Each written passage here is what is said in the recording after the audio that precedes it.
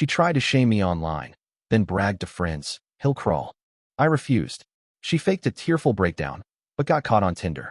She lied to my mom, and then watched as a truth video made her new guy dump her in public. We'd been together for 3 years. I'm Mark, she's Sarah. I knew her laugh, the exact way she wrote her grocery lists, and I knew the way she'd tuck her hair behind her ear when she wasn't telling the whole truth. We lived in a cramped two-bedroom in Brooklyn that always smelled like coffee and old textbooks. It felt like home. But last Friday night, at our favorite Italian place on Fifth Avenue, everything cracked. The fight started small, the way they always do. It was about a rent payment I'd made, or maybe a birthday text I forgot to send to her cousin. I was sitting across from her at that familiar red check table, watching sauce drip from her fork. She suddenly shoved her phone face down, her jaw tight. "You never notice anything," she said, her voice quiet but sharp. I was tired from the week, like fixing the leaky sink. I snapped back, and I knew I shouldn't have. She laughed, but it was a short, brittle sound. "You think this is about the sink?" Just then, the waiter came over to ask about refills. Sarah looked up at him, and her whole face changed. She gave him this bright, warm smile. "Oh, everything is just perfect. Thank you," she said. He hadn't even left the table before the smile vanished, and she was looking right through me again. What she posted later would prove exactly what that moment was. She reached across the table, grabbed my napkin as if she was collecting proof of something, and then just slid it back without looking me in the eye. The conversation got sharper. Our forks clinked loudly in the growing silence between us. I saw a man at the bar looking over. Then, Sarah stood up. She pushed her chair in so hard the legs scraped against the floor, making everyone turn. "Don't ever decide things for us again," she said, her voice slow and loud enough for others to hear. "Next time, do not do anything without my permission." I just stared at her. I remember seeing the waiter a few tables away, stopped completely, a tray balanced in his hand. The whole restaurant felt like it was holding its breath. Back home, the argument started again. This time, it was softer, longer, the words just grinding us down. I walked to the window, pressing my palms against the cold glass, just watching the taxi lights blur on the street below. She stood behind me.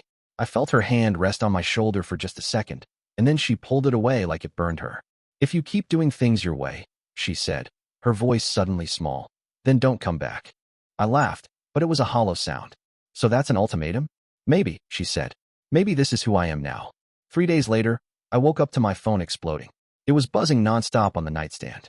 Texts, tags, notifications from people I didn't even know. Someone had screen recorded our argument at the restaurant. Sarah had posted it. The caption read, "He thinks he can decide for both of us. Men like him need to learn." I watched the clip. My stomach turned to ice. She had edited it. My apologies were cut. Her smiling lie to the waiter was gone. They looped her lines for drama and only kept my sharpest replies. The comments flooded in. Strangers are calling me selfish, controlling, and abusive. Then a text popped up from my mother. "Mark, are you okay? What is this?" I just stared at the screen, watching the lie grow. I tried calling Sarah. The first time, it went straight to voicemail. The second time, it rang and rang. By the next morning, my call log showed 80 missed calls from her. 80. Each ring on my phone felt like a fingernail clicking on glass. I didn't pick up. Part of me, the part that still remembered the good times, wanted to answer. It wanted to explain, to yell, maybe even to beg.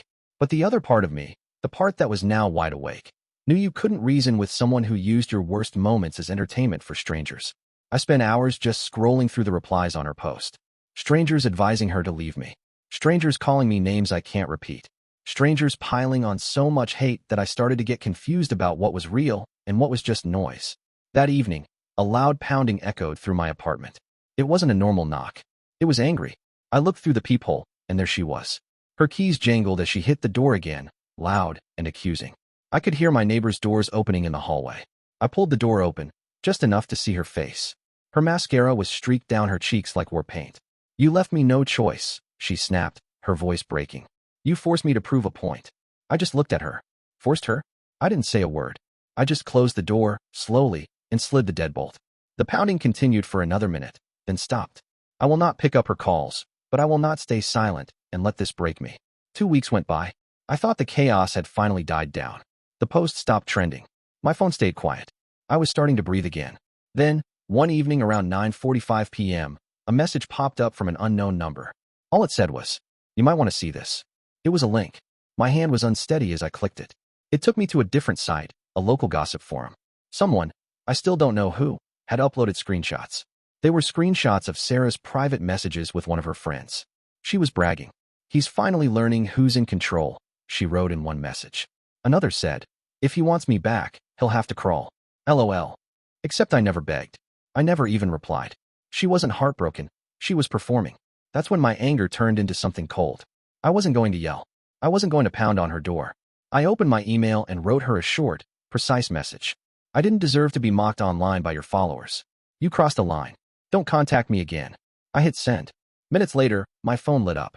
"Sarah is calling." Then again, and again. It buzzed on my table, relentless. By the next morning, I had 80 new missed calls. I didn't answer. Not a single one. I thought the missed calls were the end of it. I was wrong. That was just the end of her anger. Now came the performance. 3 days after my email, my phone lit up with a new tag. She had uploaded another video. This time, there was no anger. It was just her, sitting in her car, tears streaming down her face. Her voice was shaky as she talked about how I had emotionally abandoned her and how she was completely broken. It worked. Thousands of comments poured in, all in sympathy. "You deserve better," they said. "He's trash," they wrote. Some people even found my social media and sent me private messages, threats, insults. I just stared at my laptop screen, feeling completely numb. She wanted pity. I just wanted peace. So, I did the one thing she never expected. I did nothing. I went completely silent. No defense. No response to the new wave of hate. I just disappeared. And at first, nothing happened. But then, slowly, a few comments on her tearful videos started to change. "Why won't he even defend himself?" one person asked. "This feels one-sided," wrote another. My silence was the one thing she couldn't edit or control, and for the first time, people began to question her. A week later, karma stepped in, and it had perfect timing. I was at work, trying to focus, when a message popped up from my coworker, Jake. It was a screenshot. "Bro, isn't this your ex?" I opened the image. It was a dating app profile. Sarah's profile. Same smile, same pictures. The caption was what got me. "Looking for someone who actually listens." It was the same line she used on our anniversary post 2 months ago. Jake texted again. "She's been swiping all week." I didn't know what to feel. I think I laughed, a short, bitter sound. She was emotionally abandoned, but apparently well enough to be scheduling dates. She wasn't looking for healing. She was just looking for her next audience. But the internet never forgets. People started to notice the inconsistencies. The comments on her new posts told the real story. "Didn't you say you were engaged like 2 weeks ago?" One person commented under a selfie. "Why are you on Tinder if you're supposedly healing from trauma?" Another asked. She tried deleting the comments. She tried blocking people. But it was too late. The proof was out there. Then came the update. The part that wasn't just karma, it was poetic justice. My phone rang. It was a mutual friend, Emma. I hadn't spoken to her since the breakup.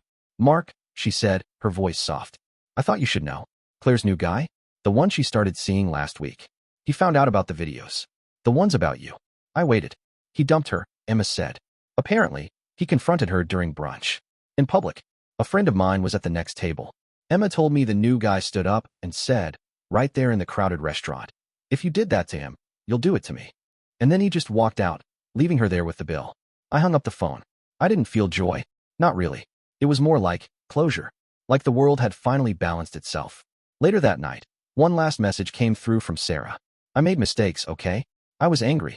Can we at least talk?" I stared at that text for 5 whole minutes. The old version of me, the one who always tried to fix things, almost replied. But then I remembered her face in the restaurant. I remembered her voice on my doorstep. And I remembered what she said in our apartment. "Don't come back." So I didn't. I turned off my phone, deleted her number, and went outside. The city was quiet. Rain tapped on the car roofs like a slow heartbeat. I just stood there and breathed, really breathed, for the first time in months. I thought ignoring that last text message was the final move. I deleted her number, blocked her on everything I could think of, and was actively trying to just move on. I underestimated how far guilt and desperation can drive a person. The silence was just a new problem for her to solve. It was a Sunday morning, just after 8 a.m. I was making coffee when my sister, Hannah, called. Her voice was sharp with anger, and it wasn't directed at the world. It was directed at me. "Mark, what the hell did you do to Sarah?" "What?" I asked, my mind still foggy with sleep. She emailed Mom. Mark. A huge, long email about how you emotionally destroyed her and left her severely depressed. She even attached screenshots of your texts. I stood still in my kitchen. I hadn't texted Sarah in over a month. My blood went cold. That's when I realized it. She was fabricating proof. I met Mom that evening at her house.